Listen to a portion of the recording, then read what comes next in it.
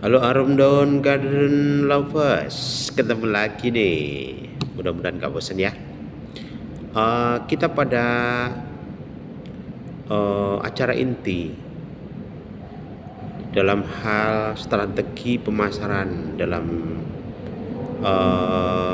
bahasa sekarang itu orang-orang menyebut sebagai skill marketing.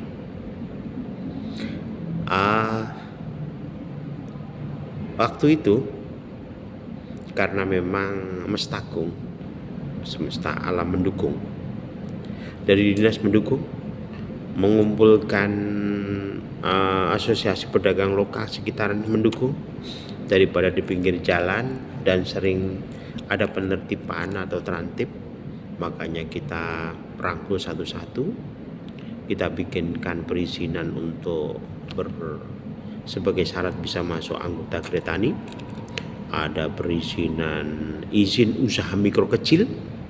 Alhamdulillah saya memfasilitasi itu, saya kenalkan dengan dinas-dinas terkait yang waktu itu dari dinas manapun bisa membantu untuk membikinkan binaannya izin usaha mikro, surat izinnya.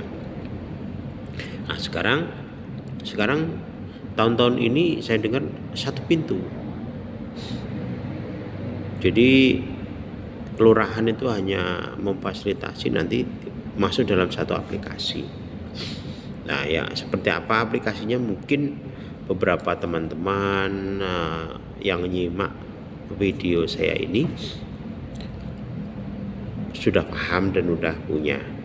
Mungkin saya ingin membuka khusus pada trik bagaimana kita bisa laris manis jualan, khususnya di bidang kuliner dan jajanan kekinian. Yang pertama strategi adalah kita membuka sebuah lowongan untuk marketing, manajer marketing. Walaupun saya bukan pendidikan tinggi, karena saya waktu itu adalah bahasa sekarang ada CEO atau pemilik usaha dan memiliki branding. Alhamdulillah beberapa pertama kita sebarkan ke pelapak, anak-anaknya atau saudaranya, kalau mau ayo kita bergabung. Tugasnya sebagai admin, kasir, sebagai tim marketing yang membantu memasarkan ke kanan kiri lokasi, karena waktu itu kita belum penjualan online ataupun jualan yang sifatnya ke seluruh Nusantara, karena kita warga masih minoritas, terus kemudian gaptek dalam bidang teknologi. Tapi alhamdulillah dengan seperti itu bisa berjalan dan omset sangat menjanjikan. Kenapa? Kalau kita satu visi dan misi, tidak ada istilahnya banyak tuntutan dan komplainan, dan dijalanin dengan ikhlas, syukuri apa adanya, insya Allah rezeki akan mengalir. Sedikit satu cerita, Mas, Pak, gitu. Saya ini sekarang kan jualan ini gudeg Jogja, itu waktu itu ini curhatan mereka. Karena di gudeg yang itu ada beberapa gudeg asli dari orang Jogja, gudeg yang orang Jakarta ngadopsi ilmu tentang masalah ilmu pergudegan.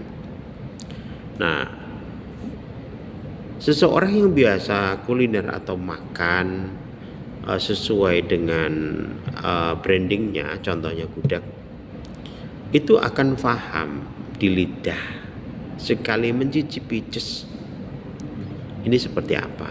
Nah di situ baru kita terapkan.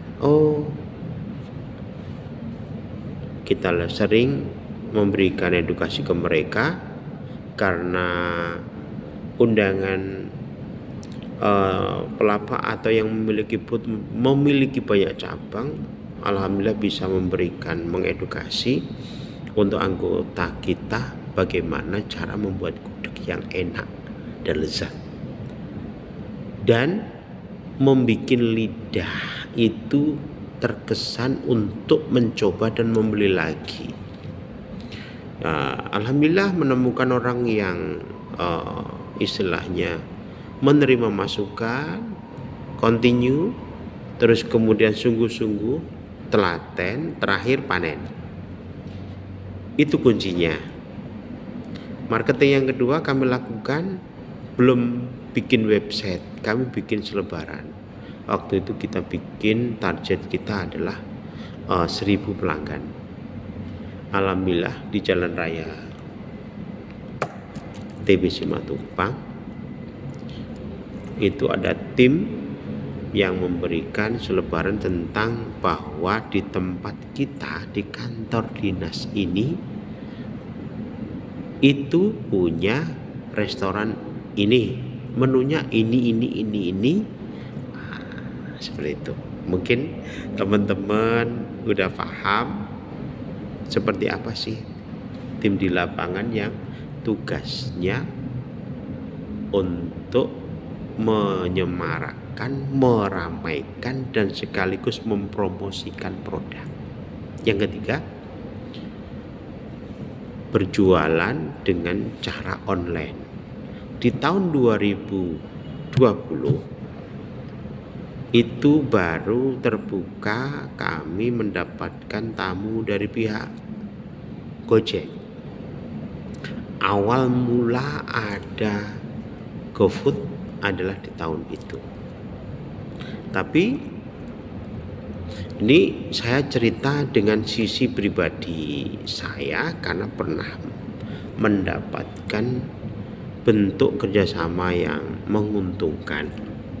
Kenapa? Waktu itu masih 10% bagi hasilnya. Sesudah 5 tahun berjalan, aturan SOP udah berubah menjadi 20%. Mungkin di tahun sesudah COVID. Nah, karena semuanya pada gaptek, ya, gagap teknologi istilahnya. Ya tidak kita salahkan karena memang orang tua kita tekun untuk berikhtiar berwirausaha dan waktu itu kurang mencicipi atau mengenyam pendidikan di bidang itu. Saya pribadi tahun 95 itu belajar cuman WS, WordStar yang disket itu pakai jari 11. Tetapi karena keinginan kita untuk belajar komputer, waktu itu satu komputer untuk 25 orang. Nah, coba bayangkan nunggu antrian berapa jam untuk bisa WS Lotus. Itu sekilas masa lalu ya. Untuk selanjutnya, marketing pertama adalah apa tadi? Dengan cara membuka selebaran, menyebarkan selebaran. Saya ralat. Kita melakukan pendekatan atau memasarkan lingkungan terdekat, keluarga, sanak famili, atasan kita, teman kita, tetangga kita. Selesai kita undang dengan pembukaan launching. Kedua adalah secara menyebarkan selebaran. Istinya menu-menu nama resto-resto dan sekaligus harga yang menarik. Yang ketiga adalah sistem penjualan online. Tahu kan? Saya tidak menyebutkan merek. Pertama kali sistem bagi hasil dengan online. Karena apa? Di tahun itu adalah masa COVID-19 di 2019. Tahu nggak? Di tahun itulah saya mencapai masa kejayaan. Sekali antrian menu masakan yang terjual melalui online, itu sampai driver atau sopir itu nunggu antrian itu minim 10 orang. Karena syarat ketentuannya kan tidak boleh ada kumpul-kumpul orang, tidak boleh ada duduk-duduk, tidak boleh bersentuhan. Dan kita mengantarkan makanan sampai di pintu gerbang. Alhamdulillah. Semakin kesini aturan dan regulasi karena kita di bawah naungan binaan juga ikut berubah. Jadi ingat ya, bocorannya, marketingnya, trik dan tip sukses wirausaha UMKM dan makanan kekinian. Pertama adalah penentuan izin, niat.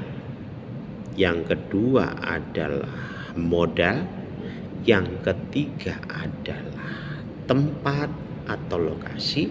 Yang keempat adalah marketing atau pemasaran. Yang terakhir adalah manajemen.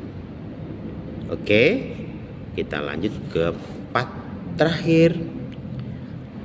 Trik kelima pada part terakhir atau part ke-6.